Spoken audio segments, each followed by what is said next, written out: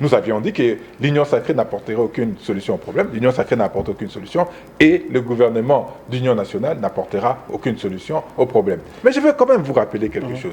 Monsieur Tshisekedi, allez, si tant est qu'il eût été élu président de la République, on n'appelle pas des consultations dans un club d'amis. Parce qu'ils sont allés dans leur club d'amis qu'est l'union sacrée. Monsieur Tshisekedi dit qu'il va faire des consultations, mais ils sont parlé entre eux. En quoi ça concerne la République ? Ça ne concerne pas la République. Vous voyez, autant sur la forme que sur le fond, ce processus Ebéron pose énormément de problèmes et il met en difficulté le processus de Kinshasa ainsi que les autres processus. Est-ce qu'aujourd'hui, Guélor, quelqu'un peut me dire que si c'était Martin Fayulu la tête de la République, il n'y aurait pas eu guerre à l'Est? Est-ce que vous voulez me faire croire qu'aujourd'hui, le sort ou encore les résultats des élections avaient eu des incidences directes sur la prise d'armes ou encore les objectifs du M23? Vous savez, le problème c'est que c'est à ces niveaux-là, moi je pense que je commence à croire que ces discours-là, c'est pour moi, c'est de l'ordre de l'hypnose. On veut hypnotiser les gens. C'est un discours facile de dire, écoutez, M. Tshisekedi est illégitime, ok. De la même manière, on reconnaît que cette bataille date d'avant même que Tshisekedi ne rêve de devenir chef de l'État. Une crise profonde qui a duré, on va dans les profondeurs, dans les méandres pour tirer les solutions. Et c'est ce que le processus de Kinshasa est en train de nous proposer, mais un processus qui est sabordé par M. Tshisekedi. M. Tshisekedi il a toujours été le problème. Nous avons été très conciliants avec lui. Mais ça, pensez-vous que vous aurez gain de cause? Nous avons été conciliants avec M. Tshisekedi. Je crois qu'il faut qu'on le remette à sa place comme étant un problème et qu'on le traite comme tel. On parlait de la question de la cohésion nationale. J'ai suivi l'intervention de mon frère. Quand il disait Tshisekedi fait partie du problème, oui, Tshisekedi est un problème. Parce que j'aime le dire, si vous voulez, sur question de gouvernance, tu sais, moi étant né ici, il y a autant de choses sur quoi on peut redire. Il y a autant à dire jusqu'à en baver. Mais sur la question de la guerre de l'Est, oui, c'est vrai qu'il fait partie du problème parce qu'il a décidé de refuser de retomber dans les schémas traditionnels. Vous savez, quand on veut sauver un pouvoir, qu'est-ce qui lui empêchait aussi de pouvoir retrouver un terrain d'entente avec le M23, négocier et puis avoir cette paix factice qu'on a depuis toujours? On a signé, aujourd'hui, si on va des CNDP jusqu'à aujourd'hui, on est à presque près de 5 accords avec ce mouvement rebelle. Aucun accord n'a tenu le temps d'un mandat.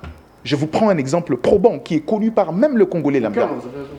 En 2009, Joseph Kabila signe des accords avec ces gens-là. En 2012, il commence des velléités jusqu'à prendre Goma. La question, c'est pourquoi?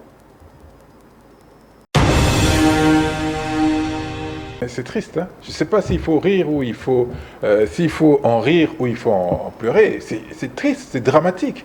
Comment est-ce qu'on peut prendre une telle position alors que on a le président en exercice de l'Union africaine qui désiste d'un processus... Au départ, il avait dit qu'il était devenu puissant dans le sens où, vu plutôt les responsabilités qui assume en ce moment, c'était difficile pour Là, lui. il parlait du processus de Luanda, mais ici, nous sommes dans un cadre où le processus de Luanda et Nairobi ont été fusionnés et il en assurait une certaine direction. Comment on peut comprendre aujourd'hui qu'un pays aussi proche de nous, un pays frère et ami tel que l'Angola, nous abandonne? L'Afrique du Sud nous a déjà abandonnés parce qu'en retirant la SAMI-DRC de la République, l'Afrique du Sud, qui était le principal contributeur, a abandonné la RDC. Et aujourd'hui, c'est Luanda, l'un des partenaires sûrs, fiables que nous avons, qui nous a abandonnés. Et M. Tshisekedi, tout ça, il ne le voit pas. Il faut qu'on lui explique en quoi? Avec des bâtonnets ou des dessins?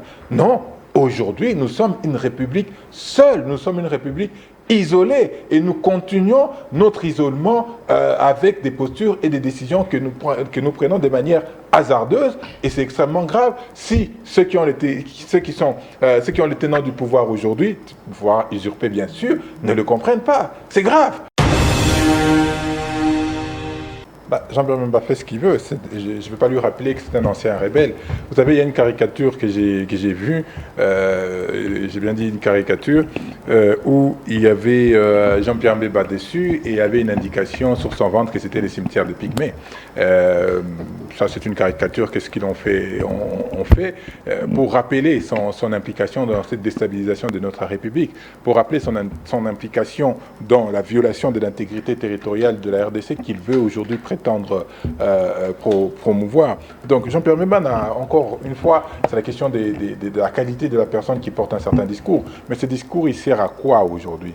Ce discours, il va nous emmener où aujourd'hui? À vouloir nous rappeler que Kabila a été rwandais, à vouloir nous rappeler que Kabila a fait ce qu'il a fait. Aujourd'hui, est-ce que ça porte une union dans cette situation aussi difficile que la RDC traverse? Je pense que non. Je pense qu'il est en train de régler ses comptes, et surtout que c'est le prisonnier personnel de Tshisekedi, parce que vous savez, avec sa condamnation pour la subornation des témoins, il ne peut plus rien faire d'autre qu'espérer être dans un gouvernement comme étant un ministre de monsieur Tshisekedi.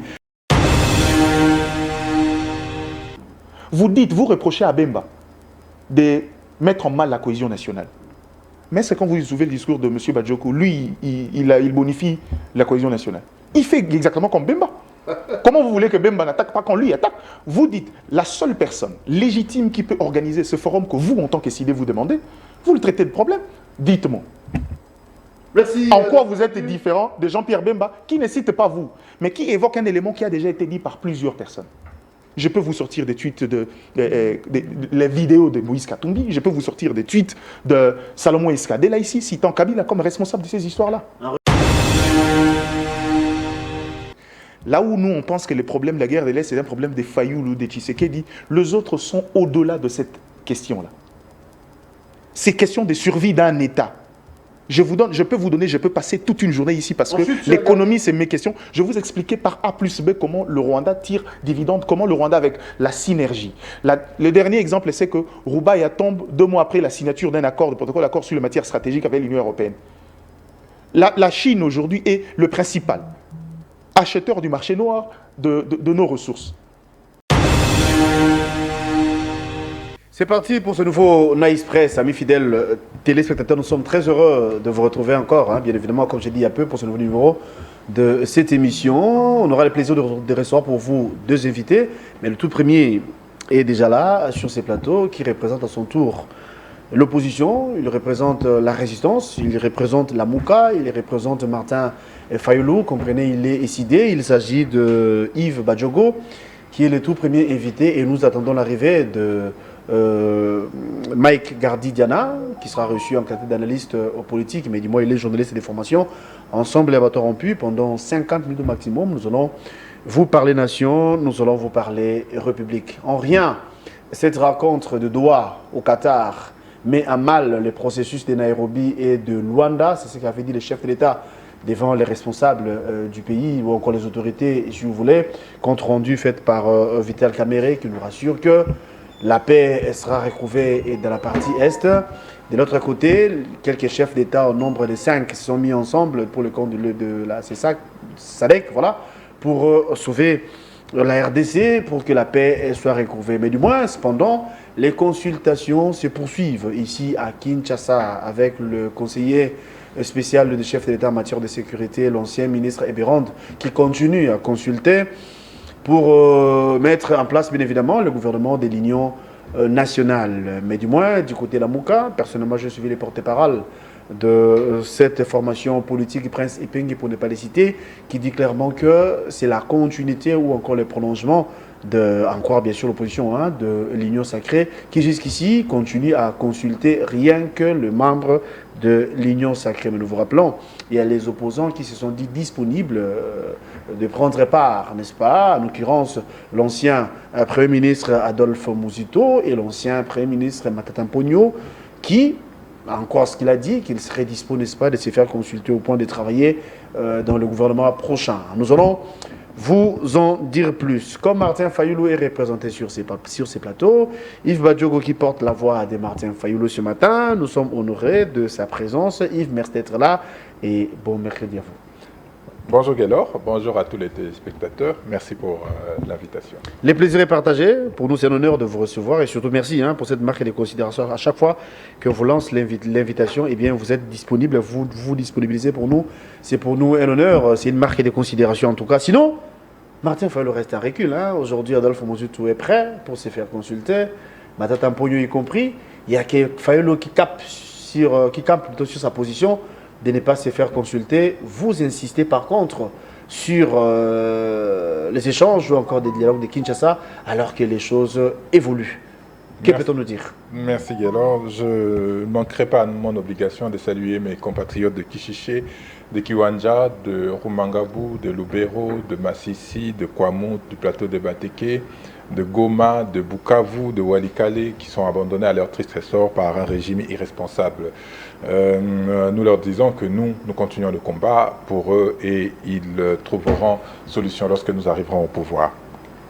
Je vous entends bien citer quelques hommes de l'opposition qui disent être prêts. Il faut faire très attention. Je vous ai toujours dit sur ce plateau que Adolphe Muzitu était dans l'Union sacrée. Ça ne date pas d'aujourd'hui. L'Union sacrée, hein. Il est nouvellement, il est résistant. Il était avec vous l'autre fois. Il était avec nous, effectivement. Il continue d'être la Mouka, mais il était avec nous. Non, il ne continue plus à être la Mouka. Il est parti à l'Union sacrée de son propre gré et c'est son droit de s'autodéterminer tel qu'il le souhaite. Donc pour nous, tel qu'a dit Prince Epenge, effectivement, c'est une consultation de l'Union sacrée par l'Union sacrée et pour l'Union sacrée. Ce processus de Tshisekedi, que je vais appeler processus Ebérand, pose énormément de problèmes et énormément de questions. Vous avez suivi l'abbé Chollet, qui a dit qu'à la rencontre avec M. Tshisekedi leur a indiqué des présidents de la sous-région à aller voir.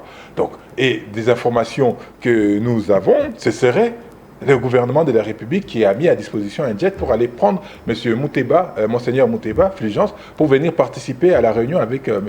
Tshisekedi. Donc c'est un processus qu'il a en partie adoubé, qu'il a en partie pris sur lui parce qu'il a donné même des indications et des orientations sur le processus de Kinshasa piloté par les évêques de l'ECC et de la Senko. Alors la question c'est, en même temps que nous avons un tel processus piloté par des Congolais, pourquoi mettre en place le processus Ebérand qui vise à former un gouvernement comme si la question la plus importante pour nous, c'était d'entrer dans un gouvernement et non pas de trouver des solutions aux problèmes auxquels les Congolais font face. Et encore, pourquoi choisir M. Ebérand? Qu'est-ce que M. Ebérand représente dans l'architecture politique congolaise? M. Ebérand ne représente rien. A-t-il le recul suffisant? A-t-il le vécu suffisant pour pouvoir discuter, lever les écueils que nous pouvons poser?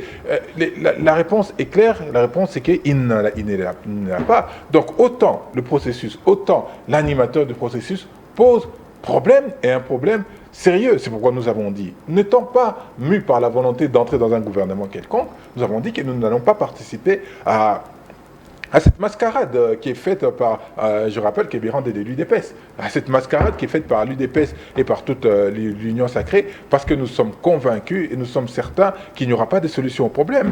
Vous vous rappelez, nous avons tenu le même discours. Nous sommes restés sur la même position lorsqu'on faisait l'Union sacrée. Quels sont les résultats de l'Union sacrée aujourd'hui? Un échec patent. C'est M. Tshisekedi qui l'a reconnu lui-même. Un échec total et patent de l'Union sacrée, qu'il a lui-même d'abord refondé en créant plus de problèmes qu'autre chose. Et aujourd'hui, on va changer de nom, parce que tout ça ne vient pas que de l'Union sacrée, tout ça c'est la continuité du couple FCC-Cash. On bouge certains pions, on change des dénominations, et comme des moutons de panurge, vous n'allez pas nous dire d'y entrer simplement. Vous avez cité Matata Pogno, mais Matata Pogno, il a subi certainement la pression sur la question de Bukangalo. Ça c'est vous qui l'avez dit, vous ne manquez peut-être pas de prétexte. Réfléchir sur mais lui-même il a fait un point de presse, et je crois un point de presse pour dire qu'on lui faisait la pression pour entrer dans ce gouvernement et les dossiers Bouzanou faisaient partie. Pensez-vous que finalement il a fini par céder? Mais je comprendrais qu'il ait fini par céder parce qu'aujourd'hui la justice est manipulée.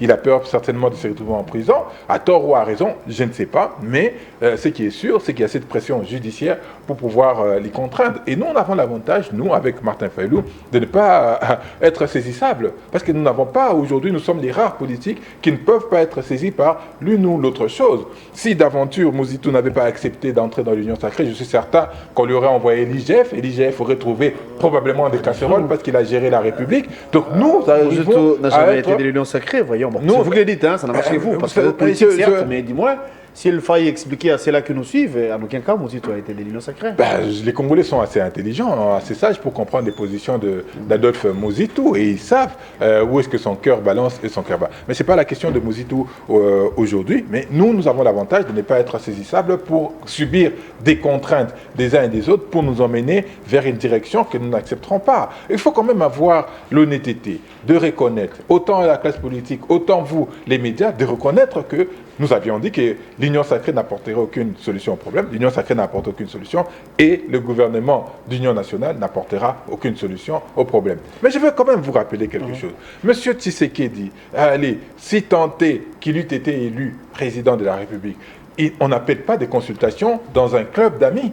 Parce qu'ils sont allés dans leur club d'amis qu'est l'Union sacrée. M. Tshisekedi dit qu'il va faire des consultations. Mais ils sont parlé entre eux. En quoi ça concerne la République? Ça ne concerne pas la République. Vous voyez, autant sur la forme que sur le fond, ce processus Ebirand pose énormément de problèmes et il met en difficulté le processus de Kinshasa ainsi que les autres processus qui sont... On aura le son des cloches de Mike Gardi-Diana parce que vous étiez prévenu qu'il sera des nôtres, il va de se joindre à nous. Mais bien avant, laissez-moi vous poser encore une autre question.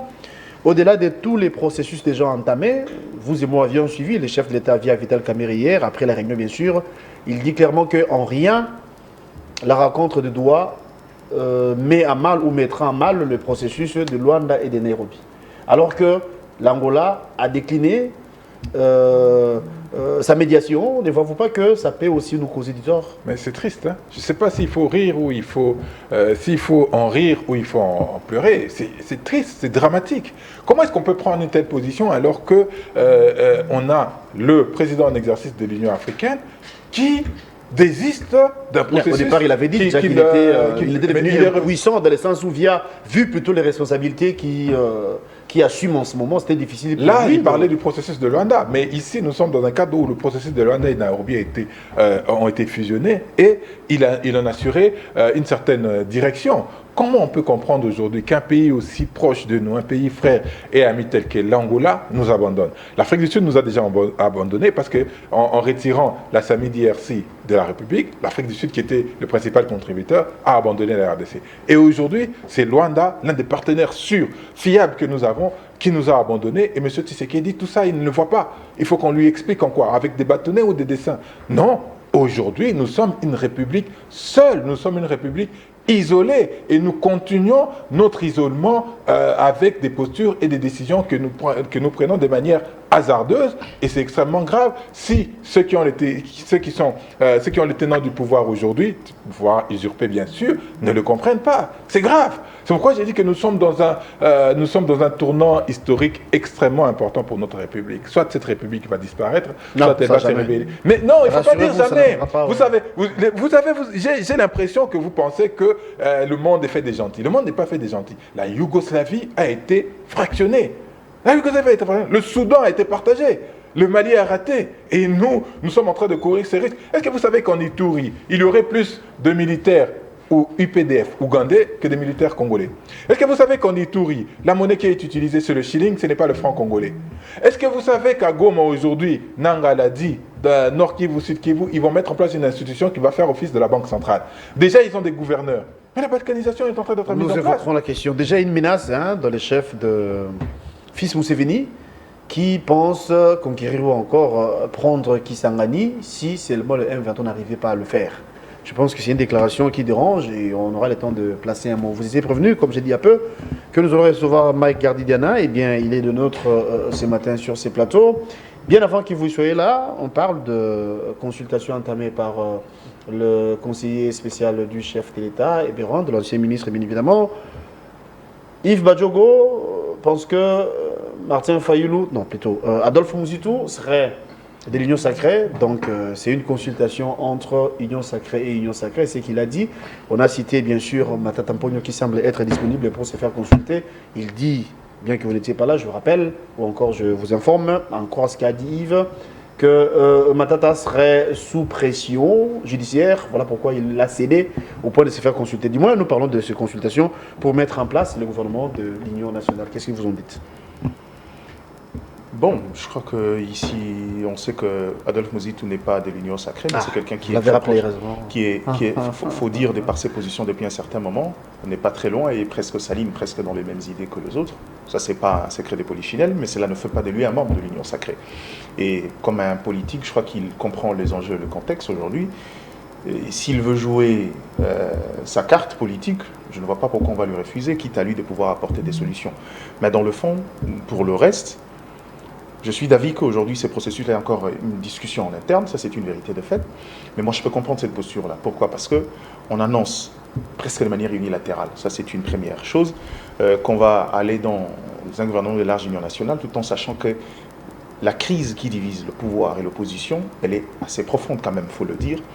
Et pour ne pas donner l'impression de l'illusion, on commence un processus, mais je sais comme ça se passe toujours, de manière officieuse. Il y aura des échanges en sourdine, question de comment faire fléchir.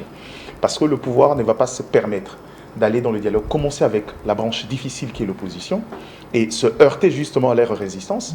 Et encore, ça sera ajouté, comment dirais-je, un échec dans leur gibecière. Donc, pour moi, c'est aujourd'hui donner l'élan, c'est-à-dire de manière pédagogique, commencer à entamer le processus, discussion avec les gens. Mais avec la branche difficile, c'est toujours une question de beaucoup de tact, beaucoup de parcimonie. Je crois que le contact, c'est fond de gens en sourdine, et on verra qui pourra accepter ou pas, mais à la limite du possible, moi je crois que dans le process, on ne va pas les leur reprocher, il est encore au début de son processus. C'est pour lancer un signal qu'effectivement, les consultations pour un gouvernement de large union nationale ont bel et bien commencé. Mais on sait que les acteurs qu'on cherche, c'est pas Jean-Pierre Bemba, c'est pas Vital Kamere, c'est pas encore moins Bahati et les autres. Ou encore mais Mbosso. vous avez dit que les contacts se font en sourdine, c'est votre point de vue, hein, mais du moins parlons du concret, parlons de ce qui se passe en ces moments, dans le sens où quel crédit peut-on nous donner à ces consultations si Fayoul ne prenait pas part, Kabila, Moïse Katumbi, Sessanga et les autres? Quel crédit on va accorder si ces têtes de l'opposition ne prennent pas part? Tout à fait. Je ne sais pas, ça c'est l'histoire de la RDC que vous me rappelez. Rappelle-moi une démarche où ils ont arrivé à emballer tout le monde. C'est difficile. Aujourd'hui, je vais vous dire, le hic aujourd'hui, c'est que là où l'opposition campe définitivement, c'est que l'opposition a trouvé un élément, c'est vous ne pouvez pas, pendant un contexte de guerre, le pouvoir c'est tirer une balle au pied avec l'idée du changement de la Constitution, je vous le disais. Moi, je répète ce que je dis. S'il faut changer la Constitution pour résoudre le tas des problèmes qu'il y a en RDC, je n'ai pas un problème. Mais si vous voulez changer, commencez par nous dire pourquoi et donnez-nous des raisons valables. C'est ça le vrai problème. Et pour moi, c'est le principal élément où le pouvoir doit convaincre les autres que l'initiative de la révision de la Constitution n'étend pas vers la pérennisation au niveau du pouvoir, mais je sais qu'ils ne vont pas le croire. On connaît la classe politique congolaise, personne ne va croire, il s'est dit, bon écoute, et le malheur qu'aura le pouvoir. Je comprends pourquoi l'idée c'est de commencer d'abord par un signal, c'est que la plupart, ou sinon pas tout le monde, mais au moins 70% de cette opposition est constituée des anciens partenaires. Le FCC, Ensemble pour la République, et quelques de temps à part, Martin Fayoul, qui n'est pas encore entré dans ça. Vous comprenez? La difficulté, c'est que comment vous refaire confiance quand on a déjà été ensemble et qu'on ne s'est pas convenu? Ça veut dire qu'il faut repartir sur une nouvelle base. Et quand la tâche est aussi ardue, je crois que le problème, c'est que c'est commencer, mais en sourdine, trouver quels placer les éléments pour convaincre les autres de pouvoir rejoindre la barque, parce qu'il y a une nécessité aujourd'hui de pouvoir parler le même langage. C'est comme je l'ai dit, la politique expansionniste, de l'autre côté, a toujours utilisé les arguments en interne, a l'habitude de surfer sur nos clivages et sur nos problèmes d'ordre institutionnel. C'est généralement les alibis qu'ils utilisent, et aujourd'hui, il y a nécessité. Je serais d'accord, comme la plupart des Congolais, pas comme la plupart des Congolais, mais les Congolais ne veulent pas le voir, c'était quand même de manière unilatérale, de manière directe. Pour moi, je pense que politiquement, on devrait commencer les discussions avec les autres, on devrait se montrer ouvert avec les autres, discuter, avant de pouvoir aller de manière officielle, annoncer des choses comme ça. Là, on est en fait pris entre l'enclume et le marteau, la nécessité de mettre en place un gouvernement d'union nationale. Mais le problème, c'est que comment convaincre les acteurs de l'autre côté. Mais je connais aussi la classe politique. Vu la crise qui s'est développée, pensez-vous que si on mettait en place aujourd'hui un gouvernement de l'union nationale, ou encore des larges unions nationales, si vous voulez, ça peut résoudre les problèmes? Je vais vous dire une vérité, c'est qu'avec l'expérience de l'histoire RD congolaise, le gouvernement de la Union nationale vient souvent répondre aux questions d'ordre politique, mais pas technique. C'est ça la vérité de fait. On vient souvent répondre aux problèmes. Non, l'insécurité, la crise risque de ne pas sera permanente. Non, regarde. Le problème, c'est qu'il y a une corrélation. La logique, c'est qu'aujourd'hui, puisque je vous ai dit que dans cette bataille, l'ennemi a souvent l'habitude d'utiliser les problèmes et les failles d'ordre institutionnel en interne pour pouvoir asseoir son argument et ses envies expansionnistes. L'idée maintenant, c'est de couper court. La preuve, je le disais sur ces plateaux, au sortir des élections, qu'il y a des gens, il y a des propositions autour des tables des acteurs politiques pour rejoindre les mouvements rebelles, jusqu'à ce que Nanga soit le courageux que Cholet avait annoncé pour aller prendre les armes. C'est une technique déjà utilisée, Nanga n'est pas le premier. Je peux lui rappeler l'histoire de Onosumba et les autres, c'est des gens qu'on utilisera, mais après, il sera le grand perdant. Parce que la cause va au-delà de ces simples aspirations de pouvoir et ces simples frustrations. La guerre, parlons-en. Je vais revenir. Permets-moi juste de chuter sur un élément. Je veux que voilà. les gens comprennent de manière succincte ce que j'étais en train de dire. Donc, en gros, l'initiative prise aujourd'hui a été déjà annoncée. Et il faut aller jusqu'au bout de la logique. Le pouvoir sait qu'il sera difficile de convaincre cette opposition-là. Mais maintenant, aux yeux de l'opinion, il fallait commencer. C'est pourquoi vous verrez que de manière pédagogique, de manière symbolique, ça a commencé. En interne, avant. Les autres, ça sera en sourdine. Mais je connais aussi la classe politique congolaise. De noms que vous avez cités, tout dépend de propositions et d'orientation. Je connais qu'il est possible que certains parmi eux mordent à l'hameçon et rejoignent la barque. Et Fayol peut changer d'avis. Non, je ne parle pas de Martin. Ce n'est pas de la magie. Vous savez, c'est l'acteur politique. Vous savez, aussi. on peut dire ce qu'on a envie de dire, mais il faut reconnaître une chose, c'est que Martin Fayulu est quand même le seul politique opposant qui est resté cohérent. Ça, c'est une vérité qu'on va lui reconnaître. Il commet beaucoup d'erreurs dans ce choix politique.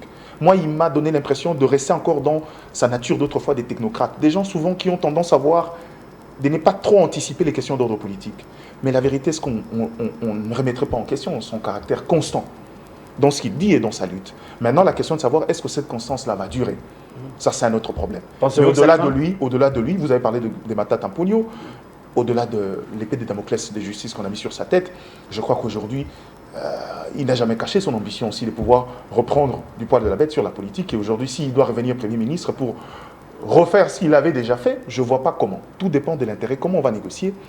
Mais le problème, c'est que moi, je pense, à mon humble avis, au-delà de cette approche-là, de pouvoir engager une dynamique interne pour couper court aux velléités venues de l'extérieur, techniquement, je ne pense pas que de manière très efficace, de manière opérationnelle sur l'approche militaire, que ce gouvernement de large union nationale répond. Le chef de l'État nous rassure qu'en rien, la rencontre de Doha, à Doha plutôt, ou encore au Qatar, met à mal ou mettra à mal le processus de Luanda et Nairobi, alors que l'Angola s'est dit pas disponible pour continuer ces processus. C'est la deuxième fois l'Angola quitte la barque, décide d'abandonner sa médiation, c'est une deuxième fois. La première fois, elle avait déjà fait quand il y a eu un débat de sourds entre RDC.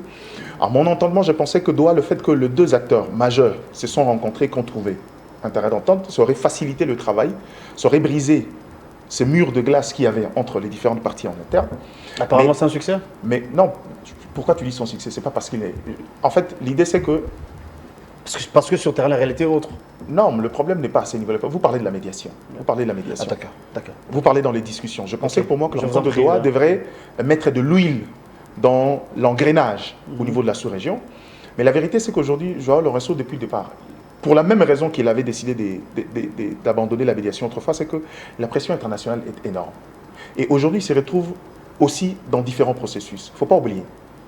À part le processus de Nairobi, on dit que ça a été fusionné. Non. De l'autre côté, l'union de SADC et AC, la mission de la médiation est confiée aux 5 anciens chefs d'État.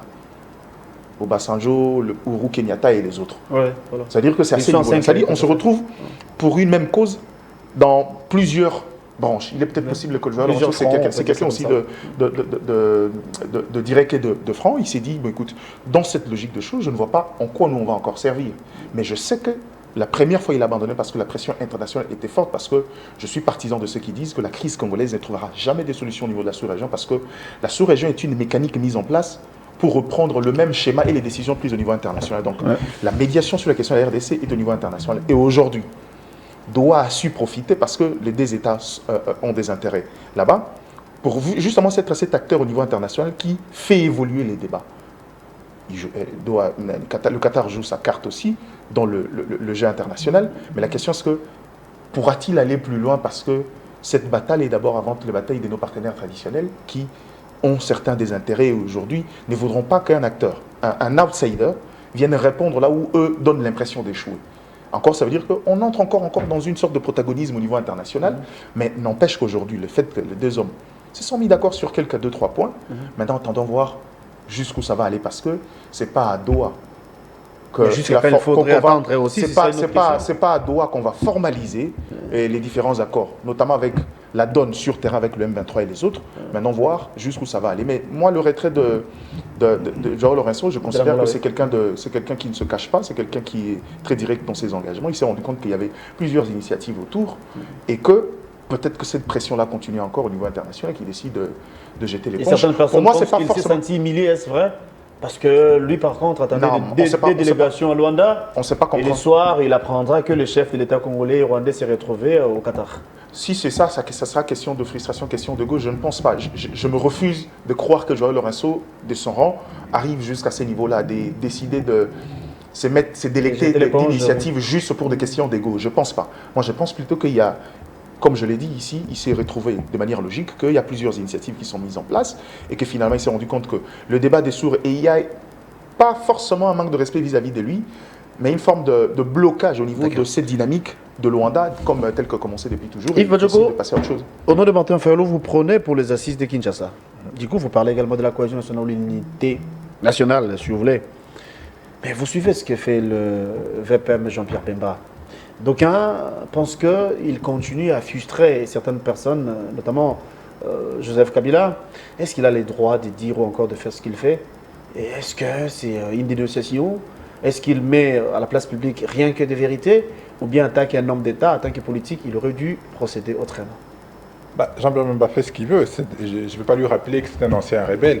Vous savez, il y a une caricature que j'ai vue, j'ai bien dit une caricature, où il y avait Jean-Pierre Bemba dessus et il y avait une indication sur son ventre que c'était les cimetières de Pygmée. Ça, c'est une caricature. Qu'est-ce qu'ils ont fait? On fait pour rappeler son implication dans cette déstabilisation de notre République, pour rappeler son implication dans la violation de l'intégrité territoriale de la RDC qu'il veut aujourd'hui prétendre promouvoir. Donc Jean-Pierre Bemba n'a, encore une fois, c'est la question de la qualité de la personne qui porte un certain discours. Mais ce discours, il sert à quoi aujourd'hui? Ce discours, il va nous emmener où aujourd'hui? À vouloir nous rappeler que Kabila a été rwandais, à vouloir nous rappeler que Kabila a fait ce qu'il a fait. Aujourd'hui, est-ce que ça porte une union dans cette situation aussi difficile que la RDC traverse? Je pense que non. Je pense qu'il est en train de régler ses comptes, et surtout que c'est le prisonnier personnel de Tshisekedi, parce que vous savez, avec sa condamnation pour la subornation des témoins, il ne peut plus rien faire d'autre qu'espérer être dans un gouvernement comme étant un ministre de monsieur Tshisekedi. Voilà, mais ça, c'est pas... Voilà, il fait ses histoires, et j'ai quand même rappelé ce qu'a dit Vital Kamerhe à son endroit. C'était l'exemple, mais moi, je voulais parler plutôt de la cohésion nationale, comment on peut s'y prendre. Mais c'est ce que j'ai dit, Jean-Pierre Bemba est en train de casser la cohésion que l'on voudrait, en prenant des positions et des postures indélicates. L'Union sacrée est en train de casser cette question de cohésion nationale, en vilipendant et en insultant les pères de l'Église des LCC et les évêques de l'ECC de la Senco tous les jours. M. Tshisekedi casse la cohésion nationale en rappelant ou en disant, à tort ou à raison, qu'il n'avait pas mandaté les évêques pour leur processus. Toute l'union sacrée, M. Tshisekedi en tête, sont en train de torpiller toutes les chances d'un processus apaisé. Et ce qui, moi, un peu me turlupine, c'est lorsque j'entends Diana et beaucoup d'autres qui prennent fait et cause un peu sur les options internationales, en oubliant et en s'abordant les options et les propositions congolaises, pilotées par des Congolais. On peut ne pas aimer Cholet, on peut ne pas aimer Senga, je suis d'accord, mais au moins c'est un processus congolais piloté. Il a dit que la solution est très loin de il a dit que la solution est très loin de la sous-région et la solution est au niveau international. Voilà. Donc déjà dire ça, ça veut dire que toutes les initiatives qui partiraient de chez nous sont vouées à l'échec. Toutes les initiatives qui partiraient de la sous-région sont vouées à l'échec. On ne peut pas être dans cette posture. On ne peut pas continuer à être... On ne peut pas continuer à être dans ce processus de manière délibérée et indéfinie, parce que ça va... Vous savez, nous avons dit qu'il ne faut pas sortir de l'accord... Purée, j'ai oublié... Pardon? Non, pas les AC. Les AC, on a dit qu'il faut sortir. Mais c'est que nous avons signé avec... L'accord global oui, pas Sun City, ce qu'on a signé en Afrique. Ah, purée, pourquoi le nom oblige? Parce que là, il y avait des obligations que pour la RDC. La RDC devait faire ci, la RDC devait faire ça, mais le Rwanda, pas d'obligation. L'Ouganda, pas d'obligation. Tous les autres belligérants n'avaient pas d'obligation. Nous n'avions l'accord cadre d'Addis Abeba, où nous n'avions. C'est un processus qui a été piloté au niveau international, et à un très haut niveau, des Nations Unies qui ont participé et tout. Mais est-ce que ça a apporté des résultats aujourd'hui à la question congolaise? La réponse est non. Il faudra qu'à un certain moment que nous prouvions que nous avions de l'intelligence. Nous avons suffisamment d'intelligence et des ressources en interne pour pouvoir trouver des solutions à nos problèmes. Et les problèmes congolais seront mieux connus par les Congolais eux-mêmes que par d'autres personnes qui nous regardent de l'extérieur, parce que nous vivons tous ces problèmes. Il y a cet aspect que Diane soutient ou alors a évoqué, dans le sens de mettre en place, lancer les jalons sur le processus Ebirand, qui va permettre d'aboutir à je ne sais pas à quoi. Mais le processus Ebirand... Si le plan politique, ça peut résoudre certaines choses. Ça va résoudre quel problème?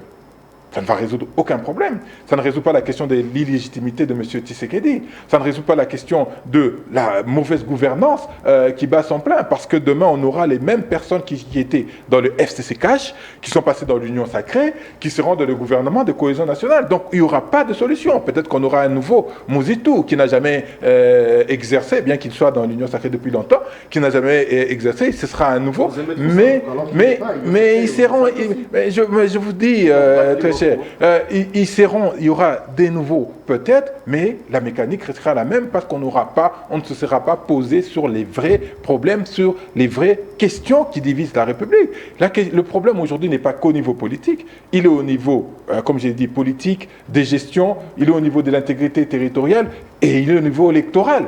Est-ce que ce gouvernement va nous permettre de résoudre la question au niveau sécuritaire? La réponse est non. Parce qu'au niveau sécuritaire, M. Tshisekedi manque de leadership pour conduire notre armée. Il restera le commandant suprême. Et pour conduire une même armée, à quel résultat? À des résultats catastrophiques. Aujourd'hui, je vous ai dit que nous sommes une république de plus en plus isolée. Nos partenaires les plus fiables, l'Afrique du Sud, l'Angola, nous ont abandonnés. Nous sommes restés tout seuls. Ça veut dire que sur les questions diplomatiques, nous avons encore échoué. Qu'est-ce qui nous reste? Quels sont les leviers aujourd'hui qui nous restent pour trouver des solutions aux problèmes? Parce que j'entends Jean-Pierre Bemba, il dit que ce sera un gouvernement pour mettre en place les mécaniques nécessaires pour récupérer nos terres. Récupérer par quoi? Par la guerre. Il a prouvé, il était ministre de la Défense, qu'ils avaient des insuffisances, qu'ils n'ont pas obtenu des résultats. Et aujourd'hui, il ne va pas venir nous raconter l'inverse. Nous l'avons vu à l'œuvre, il a échoué lamentablement. Donc, il faudrait que les gens effectivement se remettre en question. Parce que beaucoup de gens disent « Oh, mais non, les évêques, ils veulent faire Sun City 2, ils veulent même remettre en question la Constitution. Ils se projettent. » J'ai entendu, je crois, Kakenza qui dit « Les évêques se projettent jusqu'en 2060. » Est-ce que vous vous rendez compte qu'il y ait des gens qui réfléchissent comme ça? Et alors que dans le pacte social, quand vous lisez, vous voyez bien qu'il y a deux étapes, deux phases. Il y a une phase au niveau national. On résout les problèmes au niveau. On refait la cohésion nationale. On repense le Congo. Comment est-ce que nous considérons le Congo? Comment est-ce que nous pensons le Congo? Comment est-ce que nous pensons nos relations bilatérales avec des pays? Comment est-ce que nous pensons nos relations dans la sous-région? Comment est-ce que nous pensons nos relations dans l'Afrique et au niveau international? Et on se projette jusqu'en 2060 et il y a des gens, des terriféraires, qui sortent pour dire non, ils se projettent trop, alors mais c'est comme ça qu'on résout les problèmes. Une crise profonde qui a duré, on va dans les profondeurs, dans les méandres pour tirer les solutions. Et c'est ce que le processus de Kinshasa est en train de nous proposer, mais un processus qui est sabordé par M. Tshisekedi. M. Tshisekedi il a toujours été le problème. Nous avons été très conciliants avec lui. Mais ça, pensez-vous que vous aurez gain de cause? Nous avons été conciliants avec M. Tshisekedi. Je crois qu'il faut qu'on le remette à sa place comme étant un problème et qu'on le traite comme tel. Ah bon? Oui. Comment je vais vous revenir? Gardi Diana, la question était en rapport avec la cohésion nationale, hein, vous savez. Je crois que vous avez votre réponse sur la question de la cohésion nationale.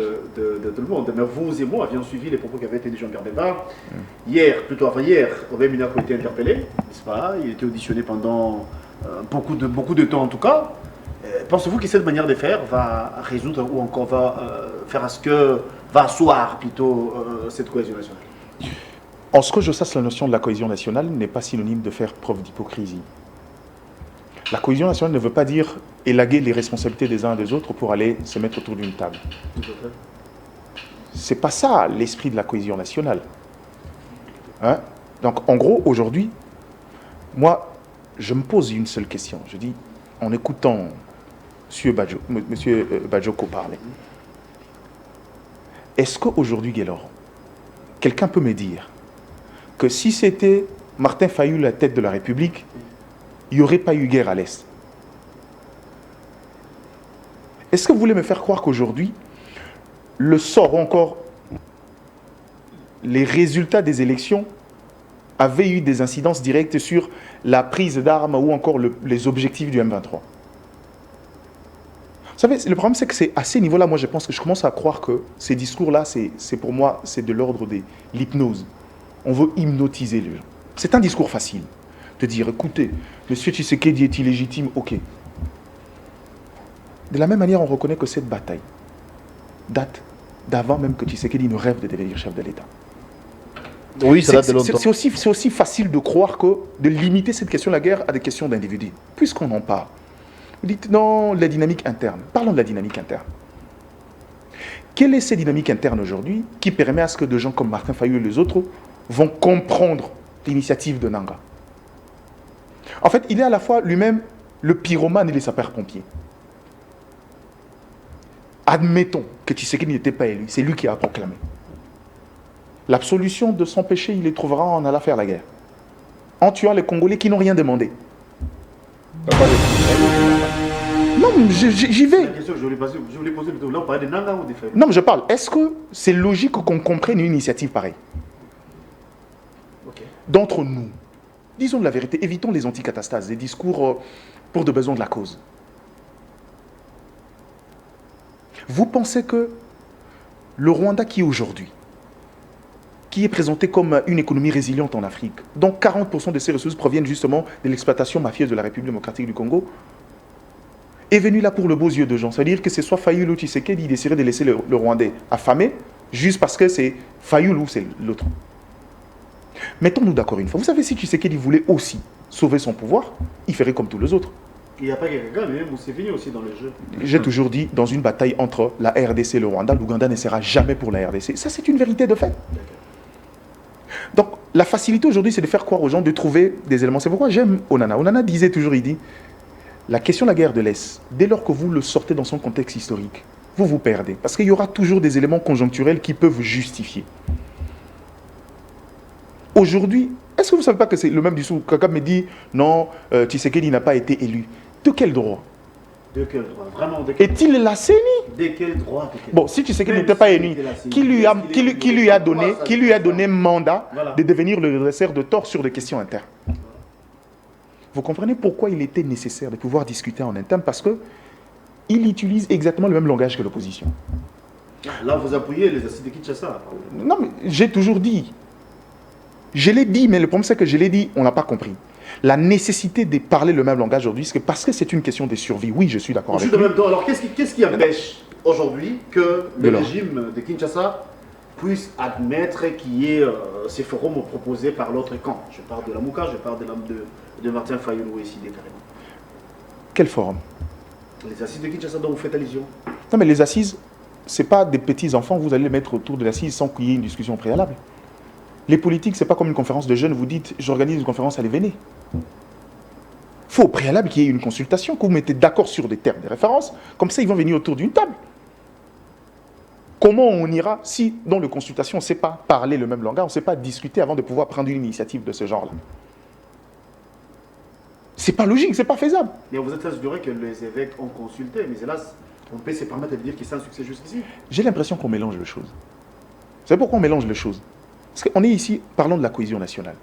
J'ai entendu les discours aujourd'hui, mais c'est Tshisekedi qui fait partie du problème. Qui trop embrasse mal être. Alors qui embrasse justement trop? Non, mais la question c'est qu'on est sur ce plateau. C'est quelqu'un qui embrasse trop? Non, je pense qu'on mélange tout dans le plateau. Ici, restons sur une question et puis on va passer à une autre. On parlait de la question de la cohésion nationale, j'ai suivi l'intervention de mon frère. Quand il disait Tshisekedi fait partie du problème, oui, Tshisekedi est un problème. Parce que j'aime le dire, si vous voulez, sur question de gouvernance, tu sais, moi étant né ici, il y a autant de choses sur quoi on peut redire. Il y a autant à dire jusqu'à en baver. Mais sur la question de la guerre de l'Est, oui, c'est vrai qu'il fait partie du problème parce qu'il a décidé de refuser de retomber dans les schémas traditionnels. Vous savez, quand on veut sauver un pouvoir, qu'est-ce qui lui empêchait aussi de pouvoir retrouver un terrain d'entente avec le M23, négocier et puis avoir cette paix factice qu'on a depuis toujours? On a signé, aujourd'hui, si on va des CNDP jusqu'à aujourd'hui, on est à presque près de 5 accords avec ce mouvement rebelle. Aucun accord n'a tenu le temps d'un mandat. Je vous prends un exemple probant qui est connu par même le Congolais lambda. En 2009, Joseph Kabila signe des accords avec ces gens-là. En 2012, il commence des velléités jusqu'à prendre Goma. La question, c'est pourquoi? Comment on peut signer un accord en 2009 pour que 2 ans seulement après, vous revenez à la charge avec une dynamique militaire? Est-ce qu'on doit continuer à essayer de peindre les questions d'ordre existentiel de l'État et en profiter pour peindre vos couleurs politiques? C'est là où je trouve dangereux. On se quitte, d'après vous? Faisons la part de choses. J'ai dit ici qu'il y a une dynamique interne. Il est vrai qu'en interne, l'ennemi a l'habitude, justement, connaissant le clivage qui règne dans la classe politique, connaissant les problèmes d'ordre institutionnel, il sait que c'est toujours, non, il est illégitime, il n'a pas gagné les élections. L'ennemi surfe dessus. Puisqu'on est dans une guerre des survies, commençons d'abord par se dire, écoutez, bon, ok, personne ne donne le droit à Paul Kagame de pouvoir décider du sort du Congo. C'est d'abord ça, un élément de souveraineté. Quand vous trouvez les mêmes éléments de langage chez le Rwanda qui agresse et l'opposition, ma foi, même si je veux prêter mon oreille pour écouter, c'est un frein. La vérité aujourd'hui est simple. On est dans un processus où, je répète, là où nous on pense que les problèmes de la guerre de l'Est c'est un problème des Fayoulou ou des Tshisekedi, les autres sont au-delà de cette question-là. C'est question de survie d'un État. Je peux passer toute une journée ici parce que l'économie, c'est mes questions. Je vais vous expliquer par A plus B comment le Rwanda tire dividende, comment le Rwanda avec la synergie. Le dernier exemple, c'est que Roubaïa tombe 2 mois après la signature d'un accord, de protocole d'accord sur les matières stratégiques avec l'Union européenne. La Chine aujourd'hui est le principal acheteur du marché noir de nos ressources. C'est là, à ces niveaux-là, qu'il y a un problème des visions, un problème de gouvernance, je serais d'accord. On a trouvé un partenaire avec la Chine. En 2008, on est parti vers la Chine pour résoudre le problème, l'éternel problème avec nos partenaires traditionnels qui jouaient le double jeu. Permettait à ce que par une économie des guerres, eux faisaient fructifier l'industrie, notamment numérique. Kabila pensait qu'aller vers la Chine serait une solution. Le problème aujourd'hui est où? Même la Chine est dans cette dynamique-là. Ça veut dire que le problème... C'est quoi la solution? C'est par là qu'on va se quitter. Je vous répète, j'ai aimé lors de la réunion du Conseil de sécurité des Nations Unies sur la question de la RDC, il y a eu une phrase des représentants de la Russie, moi, que j'ai gardée à l'esprit. Quand il parlait de la question de la guerre de l'Est, il a évoqué un élément, il dit, ce qui se passe à la RDC, c'est aussi une question de dette coloniale. Aujourd'hui, le Rwanda ne transforme pas les matières stratégiques. Le Rwanda ne transforme même pas de l'or. Le Rwanda, un peu comme la plupart des États du continent africain, sont dans une économie coloniale. On prend les inputs, on envoie en état brut pour que les autres transforment et nous ramènent les mêmes produits à 2 fois, 4 fois plus cher avec une plus-value. Et aujourd'hui, les principaux pourvoyeurs, ce sont ces gens-là. S'il y a des gens qui bénéficient de ce contexte-là, c'est justement ce tenancier de ces marchés au niveau international. Le rapport entre États est une question d'intérêt. Kinshasa aujourd'hui doit faire l'effort de dire si vous voulez les matières premières, de toute façon, c'est vous qui les exploitez ici. Nous, on n'a aucune société de droit congolaise qui exploite les matières premières. Si tant est, il y a des entreprises de la République, mais on est dans des jointes ventures où nous détenons, c'est vrai, de manière administrative, les 50% ou les actionnaires majoritaires, mais techniquement, le gros, c'est vous qui en bénéficiez. Il faut changer de paradigme jusqu'à ce qu'on ait cette suffisance d'autonomie pour pouvoir intervenir en tant qu'acteur majeur dans le marché international. Vous ne remettez pas des questions existentielles des États et des puissances, vous les limitez à des simples questions de quelqu'un pense que Tshisekedi n'a pas été légitime, même si vous le mettez devant les cours et tribunaux, il sera incapable de pouvoir les juger. Je n'en disconviens pas, c'est de leur droit. Mais arrêtez de limiter une question de cette nature-là sur des simples arguments ad hominem politiques. Je reconnais que j'ai dit ici, je veux me répéter pour que les gens comprennent. Le Rwanda, dans sa profondeur stratégique, connaît comment fonctionne l'homme politique congolais. C'est pourquoi vous verrez que la plupart de ces éléments de langage sont en phase avec ceux de l'opposition. À quel moment l'opposition ne doit pas comprendre qu'il faut quitter ces débats superficiels? En quoi ce que vous dites, que la cohésion nationale semble être importante pour parler le même langage? Exactement, je l'ai dit. Je n'ai pas besoin de dire par de gros mots pour le dire. C'est important. Mais maintenant, le problème, c'est que quand on veut aller, il faut que chacun y mette du sien. Vous reprochez à Bemba de mettre en mal la cohésion nationale. Mais c'est quand vous ouvrez le discours de M. Badjoko, lui, il bonifie la cohésion nationale. Il fait exactement comme Bemba. Comment vous voulez que Bemba n'attaque pas quand lui attaque? Vous dites, la seule personne légitime qui peut organiser ce forum que vous, en tant que SID, vous demandez, vous le traitez de problème. Dites-moi. Merci. En quoi vous êtes différent de Jean-Pierre Bemba, qui ne cite pas vous, mais qui évoque un élément qui a déjà été dit par plusieurs personnes. Je peux vous sortir des tweets les vidéos de Moïse Katumbi, je peux vous sortir des tweets de Salomon Escadé, ici, citant Kabila comme responsable de ces histoires-là. En résumé, Bemba n'a pas tort. Non, il a tort autant que lui. Il a tort autant que lui. Hein? Je suis partisan d'une politique, battons-nous sur des idées. Cette politique des invectives, c'est ça justement la bassesse, ce qui fait que le politique, on est dans des considérations d'ordre personnel que sur des vraies questions. Donc en gros, ce que Bemba fait, c'est une réponse. C'est une réponse à M. Badjoko qui, lui aussi, traite Tshisekedi des problèmes. Eux aussi, ils sont un problème. En guise de conclusion, Yves Badjoko, vous avez la parole. C'est par là qu'on va se quitter. C'est très intéressant, sauf que c'est ça le problème chez nous, c'est que ceux qui se positionnent assez dans l'élite posent problème. J'ai l'impression que Diana découvre les discours aujourd'hui, les positions des uns et des autres aujourd'hui. C'est depuis 2019 que nous avons fait la proposition de sortie des crises. Vous ne pouvez pas nous reprocher à nous de vouloir cette cohésion nationale, où nous avons identifié très clairement les acteurs qui devraient participer à cette refonte de la cohésion nationale. Vous devrez être le premier sur la barre parce qu'on a écouté votre nous avions dit depuis 2019 qu'il y avait Martin Fayulu, le président et le commandant du peuple, qu'il y avait M. Tshisekedi, qu'il y avait Joseph Kabila, qu'il y avait... Parmi les personnes que nous citions qui devaient venir sur la table, ce sont eux qui ont fait les hold-up électoraux. Et vous êtes journaliste, je suis certain que vous connaissez les résultats des élections de 2018 et de 2023. Vous ne pouvez pas nous reprocher à nous. Nous sommes revenus en 2024 en rappelant qu'il est fondamental que cette cohésion nationale se fasse parce que la République était en danger. Mais Diane, la République n'est pas en danger pour rien. Il y a des responsabilités individuelles et personnelles qui sont à la base de cet état de choses aujourd'hui, dont la responsabilité de M. Tshisekedi. Vous avez dit que la responsabilité, la cohésion nationale ne veut pas dire faire du mutisme et de ne pas dire la vérité. Donc vous ne pouvez pas me reprocher de dire que M. Tshisekedi est un problème. Vous ne reprochez pas même à de dire que Kabila est et M. Tshisekedi et M. Mbemba, c'est la même chose. Ils nous ont mis dans cette situation où ils ont renforcé la crise. J'ai dit, ils sont tous pareils. Ils ont renforcé la crise. Ils ont renforcé la crise.